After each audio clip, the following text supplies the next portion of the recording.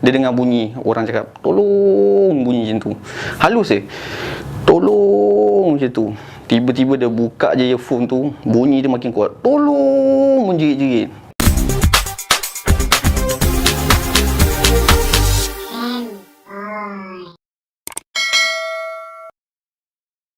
Assalamualaikum guys, bertemu saya lagi dalam rancangan Nengok TV. So hari ni aku nak menceritakan ataupun nak bagi info kat korang tentang 5 lokasi berpuaka yang terdapat di Malaysia.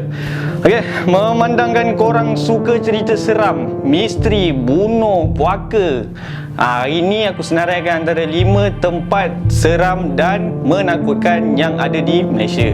Banyak lagi tempat seram di Malaysia, cuma aku ambil 5 je dulu. Kalau korang tak cukup ilmu di dada, jangan suka-suka datang mencabar di kawasan ini. Jom kita teruskan dengan nombor 1. Pertama, Rumah Banglo Jalan Turi Bangsa. Kalau nak diceritakan tempat ni, rumah ni pernah mendapat liputan meluas sekitar tahun 1992 apabila kes 2 orang kanak-kanak lelaki dan pembantu rumah yang kesemuanya adalah warga asing yang menghuni rumah ini telah dibunuh oleh seseorang pengawal keselamatan. So rumah yang ada dekat Bangsa ni kena bunuh. Habislah orang dalam rumah tu semua dibunuh. So pembunuhan mereka ni dikatakan dilaksanakan secara kejam dan mayat mereka dicampak dan disembunyikan dalam lubang najis di belakang rumah.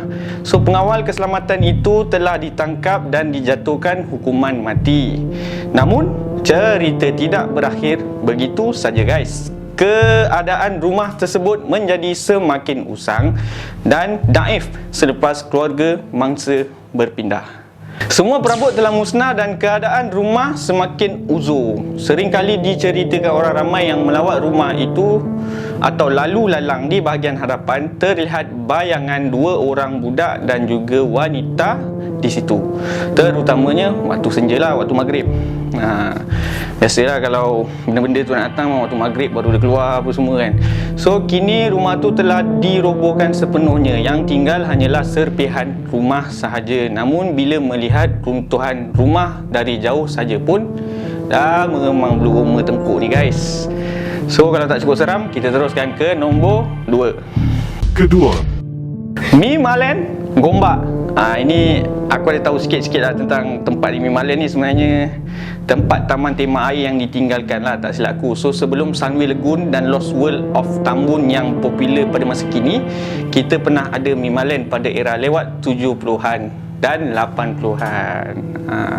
Sukarlah nak percaya yang suatu ketika dahulu Mimalen yang terletak di Gombak ini adalah taman tema air yang paling hebat pernah dibina di Malaysia. Tapi masalah Mimalen ni bermula dengan kematian pelancong dari Singapura yang berumur 27 tahun yang sedang main di papan Kelonsor. Selepas peristiwa itu berlaku pula kejadian tanah runtuh dan keretakan pada kolam renang sehingga air lumpur masuk. Segalanya tak menjadi dan akhirnya ditutup terus. So kini yang tinggal hanyalah tapak taman tema air yang usang, berlalang dan menakutkan. Berdiri di kawasan ini siang hari saja menyeramkan, seolah-olah terasa sedang diperhatikan. Uish, seram. Kabarnya tempat itu keras dan hanya yang berani saja boleh cari pasal dan boleh keluar masuk kat situ. Tu lah macam aku cakap tadi, macam apa ni, entiti-entiti bukti semua datang ke tempat macam ni. So kita teruskan nombor 3 guys. ketiga, Rumah Berhantu Bukit Gasing ataupun orang panggil dia rumah SG lah. So tak ada pun kena-mena dengan Singapura sebenarnya. Namun SG ni diberi nama sebabkan pagarnya terdapat tulisan 5 S dan G yang besar.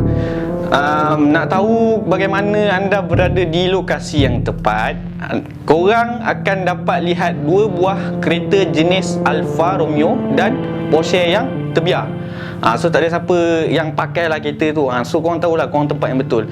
So cerita mengapa rumah ini berhantu masih menjadi misteri lah. Cerita mengapa rumah ini berhantu masih menjadi misteri. Namun ada cerita yang mengatakan isteri kepada tuan rumah telah menuduh suaminya mempunyai hubungan dengan perempuan simpanan dan dia telah membunuh perempuan tersebut.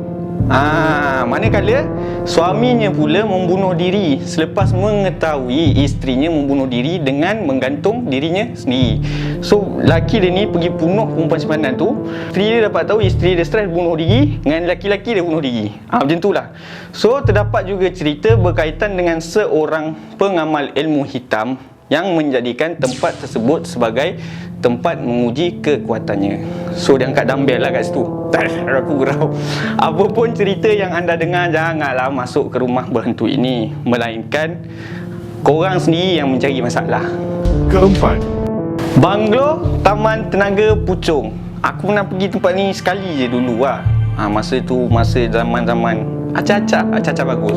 So banglo ni terletak di kawasan berbukit. Rumah ini pernah memiliki oleh seorang peniaga Cina yang kaya raya. Dia tinggal bersama isteri dan 2 anaknya. So yang aku dengar kisah dia ni, sebab lelaki tu dia jatuh muflis. Lepas tu dia banyak masalah dengan alon, dengan ceti. So sebabkan ketegangan hidup dorang ni kira kata orang bunuh diri beramai-ramai. Diorang bunuh diri. So lepas daripada kejadian tu, rumah tu dibiarkan tidak terurus kerana ramai yang tidak berani membelinya. Disebabkan dibiar terlalu lama, ada juga yang mengatakan bomoh telah menggunakan rumah itu untuk amalan mistik mereka. Dia ambil tenaga dia kat situ. Sebab rumah tu kan rumah orang bunuh diri. So lagi satu kisah pasal Pontianak tinggal di rumah juga terkenal di kalangan jiran yang duduk berdekatan. Kira jiran-jiran dia ni nampak Pontianak kat rumah tu. So kita teruskan dengan nombor 5 guys. kelima, 99 Mansion. Dikenali dengan nama 99 Mansion, Biram Estate dan juga Caledonia House. Lokasi rumah berusia lebih daripada 150 tahun ini terletak dekat Pulau Pinang, serta penuh dengan kisah pembunuhan dan ilmu hitam. So kebanyakan rumah hantu kat Malaysia ni mesti digunakan untuk ilmu hitam ataupun pembunuhan. Lebih kurang macam itulah. So terdapat satu cerita ni mengatakan bahawa berlakunya pembunuhan terancang terhadap cucu kepada sebuah keluarga yang tinggal di 99 Mansion. Mungkin dia tak perhati dengan cucu dia, main kat rumah ke, dia bunuh cucu dia. Bangunan ini seterusnya dihuni oleh seorang doktor yang mengamalkan ilmu hitam yang mungkin telah meninggalkan segala hantu yang dimilikinya di bangunan tersebut dan menyebabkan bangunan tersebut bertambah seram. So kiranya dia ni pengamal ilmu hitam, macam bomoh lah, tapi dia doktor. Habis semua hantu ditinggalkan kat situ. Okay guys, itu saja untuk hari ni lah. Tapi aku ada satu cerita yang aku nak cerita dengan korang. Ni terjadi kat diri aku sendiri lah. Bukan terjadi kat diri aku, tapi terjadi kat kawan aku. Masa tu pukul dalam 11.30 macam tu, dia pun nak balik rumah daripada tempat kerja dia. Dia ni jenis macam lulu sikit lah. So dia dengar earphone, dia pergi kat satu bus stop ni. So bila dia sampai bus stop tu, dia dengar lagu. Ada satu bus tu datang. Mungkin tu bus last trip bus lah kot. So bila dia masuk, bila dia tahu bus tu sampai, bus tu jalan slow gila, slow sangat jalan dia. So bila bus tu sampai, pintu bus tu terbuka. Dia pun naik. Dia perasan driver tak ada, penumpang tak ada, tapi dia pergi naik. Dia tap dia punya kad tu, dia duduk kat belakang. So bila dia dah lama sikit dia duduk kat belakang tu, mungkin baru dia perasan yang driver tak ada, penumpang tak ada. Dia dengar bunyi orang cakap tolong, bunyi macam tu. Halus tolong macam tu. Tiba-tiba dia buka je earphone tu, bunyi dia makin kuat, tolong, menjerit-jerit. Dia pun menggelupuh lah turun. Bila dia menggelupuh turun, dia tengok bas tu bergerak lagi dalam keadaan slow. Bergerak slow. Tolong, dia kata tolong. Dia usah-usah semua tak ada. Dia beranikan diri, dia pergi belakang bas tu. Sampai kat belakang bas tu, pakcik bas tu tengah tolak bas. So guys, aku minta maaf, aku saja je buat kurang-kurang korang. So apa-apa pun jangan lupa like, subscribe, share video ni guys. Jangan lupa tengok lagi video akan datang kat Nengok TV. Assalamualaikum.